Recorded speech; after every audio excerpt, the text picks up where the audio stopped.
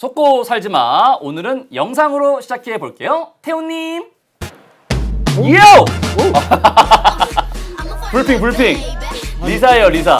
아니, 속고 살지마에서 왜 이런 산뜻한 영상을? 아, 너무 좋은데? 리듬에 속지 말라는 건가? 그만해! 진짜 멋있다. 네. 아, 이 블랙핑크. 네. 예, 노래는 마지막처럼 마지막처럼. 하지마! 죄송합니다. 네. 정말 우리 리사 너무 힙하지 않습니까? 스웩이 넘치고 진짜 랩도 잘하고 너무 멋있는데 최근에 좀 안타까운 소식이 하나 들렸어요. 네, 예. 아주 매니저한테 사기를 당했다는 소식입니다. 예. 액수도 아주 커요. 10억 원. 깜짝 놀랐어요, 오. 진짜. 이 리사가 태국 출신이잖아요. 예. 그래서 어렸을 때 이 YG 오디션에 합격을 해서 2010년에 아마 14살부터 연습생 생활을 시작했답니다.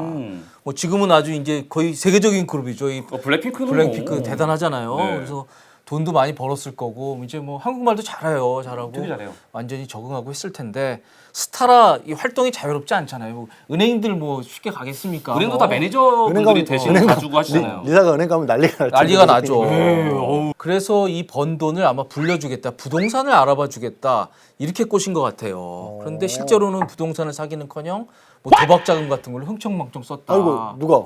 그 매니저가. 매니저가. 네, 리사의 매니저가. 아, 리사 입장에서는 맨날 우리 나 챙겨주는 그런 매니저고 하니까 믿고 맡긴 건데 그런 행동을 했군요. 네. 근데 이제 YG가 입장문을 당연히 냈겠죠. 찾아봤습니다. 내부 파악 결과 사기 피해 사실을 확인했다. 그 매니저는 이미 퇴사했고 일부는 변제했고 나머지는 변제 계획에 합의했다. 재발 방지책을 마련할 것. 저는 맨 처음에 이걸 보고 YG가 아니라 경찰에서 낸 줄 알았어요. 매니저들한테 사기를 당하는 연예인분들이 종종 있더라고요. 예, 보면은. 있죠. 그러니까 네. 아무래도 이 활동이라고 하는 게 일반 경제 활동과는 다르잖아요. 본인이 직접 뭔가 거래를 하는 경우도 드물고 대중교통 이용하고 식당에서 밥 사 먹고 이런 것도 못 하는데 해본 적이 없으니까. 그러니까 제가 들은 어떤 거는 연습생 생활을 되게 어릴 때부터 하잖아요, 요즘에는. 근데 그 친구가 연습 생활을 쭉 하다가 데뷔했는데 무산되고 이래가지고 20대 초반에 그냥 이제 연예인을 그만두게 된 거예요. 그런데 어느 날 생활하다 보니까 물이 안 나오더래요. 그러니까 모르는 거야. 수도요금을 내야 되고 가스비를 내야 되고 이런 거를 한 번도 그런 걸 접해보지 그럴 못해서 수 있어요. 아예 안 해본 거예요. 그래서 끊겨버린 거예요, 그게. 그런 경우가 있을 정도로 약간 그렇죠. 그렇게 사회생활하가 떨어져 있는데 그런 상황에서 내가 믿던 사람한테 당하면은 리사 어떻게 힘들었어. 그러니까 이 리사 같은 경우에도 14살부터 왔다라면 사실은 YG가 보호자 역할을 했다라고 볼 수 있는 거거든요. 중학생인데요. 그러니까 이 또 매니저 같은 경우에는 회사 직원이잖아요. 예. 일단 뭐 먼저 떠오르는 생각은 사용자 책임이라는 것도 떠올라요. 사용자 책임이라는 게 뭐냐면 뭐 KBS 직원 예. 기자가 나가서 뭐 취재 업무와 관련해서 이 취재를 하다가 다른 사람들에게 피해를 끼치면 KBS가 책임을 져야 되는 겁니다. 일단 그렇죠. 나중에 그 직원에게 이제 KBS가 부상을 하더라도 뭐 그렇지. KBS가 훨씬 더 힘이 있고 큰 회사니까 피해를 입었을 때 신속하기도 하고 뭐 손해배상을 해줄 가능성이 높기 때문에 근데 대신 이제 여기에는 단서가 붙는 게 그 업무와 관련한 부분에 있어 사무 집행과 관련해서 손해를 끼쳐야 된다는 게 있어요. 그래서 사실 이제 매니저와 그 연예인과의 관계에서의 금전거래까지 회사의 사무 집행인가 이 부분은 조금 좀 그렇구나. 모호한 부분이 있긴 한데 그래도 YG가 이렇게 얘기를 하는 거는 조금 저는 아니다 싶은 게 아까 말씀드렸다시피 이건 사실상 보호자였잖아요. 그렇죠. 보호 역할을 해야죠. 예, 관리를 해야죠. 그게 연예인 입장에서는 그런 관계였다라면 이 소속 연예인의 어떤 입은 상처라든가 재산이나 이런 부분에 대해서 완전히 회복되고 있도록 최선을 다하겠다 이런 정도 얘기를 해주는 게 오히려 맞지 않았을까 싶네요.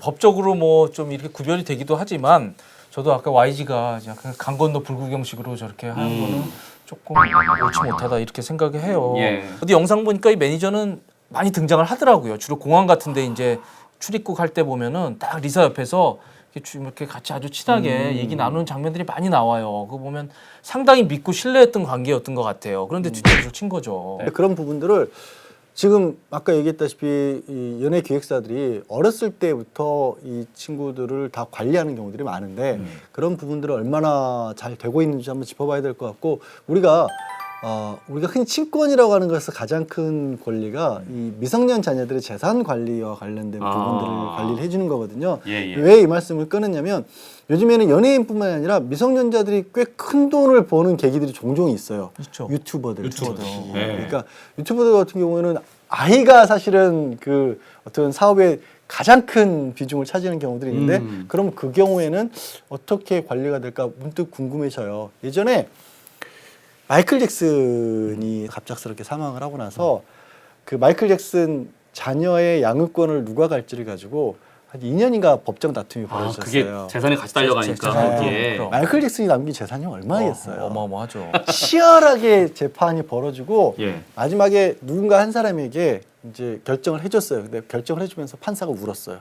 판사가 울면서 뭐라 그랬냐면 제발 마이클 잭슨의 재산이 아니라 정말로 이 아이를 돌보는데 관심을 가져주기 바랍니다. 라면서 그 싸움 속에 판사가 보기엔 아무래도 저것들이 돈 때문에 그런 거야. 아이가 아니라 돈을 보고 있다는 게 너무 보이니까 그래서 우리 사회의 법적인 체계 부분도 그렇게 예전과 달리 미성년자들이 굉장히 큰 규모의 수익을 올리는 일들이 생기고 있기 때문에 그걸 어떻게 관리할지를 개인 사업장들, 그러니까 연예인 기획사 이런 데도 그렇고 아니면 다른 회사에서도 조금 더 신경을 써야 될 시점이 아닌가 싶습니다. 아, 마이클 잭슨 얘기 들으니까 좀 그렇네요, 진짜. 근데 진짜 뭐 우리는 지금 이제 우리 귀여운 우리 리사 양이 얘기를 하고 있지만 네. 이 매니저들 때문에 사기 피해를 입는 연예인들 소식이 종종 들려요. 많아요. 뭐 그동안도 네. 많았고 이게 어린 친구들, 어린 연예인들뿐만 아니라 연세가 있으신 분들도 사실은 이게 이 경제관념이 없기는 똑같아요. 어렸을 때 연예인을 활동을 그럼요, 시작하면 예. 나이가 들어도 똑같은 거예요. 그래서 뭐 수천만 원, 수억 원 얘기가 참 많이 나오는데 종종 나오는데 10억 원대까지 10억 원. 크죠. 드물죠. 맞아요.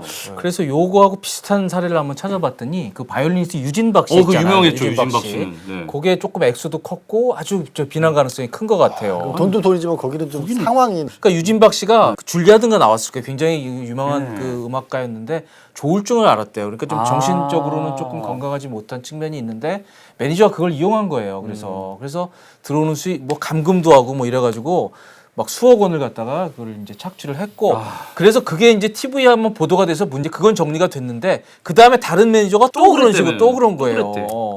그래서 뭐 최근에 영장 신청도 했다 기각이 되고 이제 수사 과정을 거치고 있습니다. 아, 진짜. 그럼 볼 때마다 진짜 유진박이라는 바이올리니스트는 그냥 바이올린 자기 좋아하는 거 튀고 그냥 열심히 산 거밖에 없는데 아픈 사람을 상대로 이러는 건 아닌 것 같아요. 진짜. 또 연예인의 특성 이런 것들이 결국 이제 그렇게 좀 사기를 칠 수 있는 그런 구조를 만드는 것 같아요. 돈이 있는 곳에는 뭐든 뭔가 그렇게 보여요. 돈이 참 꼭 필요한 거긴 하지만 만악의 근원이 또 돈인 것도 맞는 것 같아요. 그렇기 때문에 항상 어딘가에 새로운 돈의 흐름이 생기면 반드시 날파리도 꼬이게 돼 있는 것 같아요. 어쩔 수가 없나 봐요, 그거는. 맞아요. 네. 아우.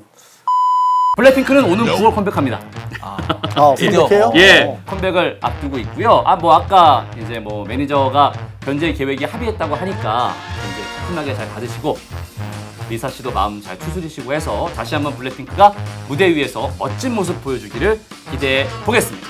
오늘 저희가 준비한 소식은 여기까지입니다. 속고 살지 마. 뚜루뚜루뚜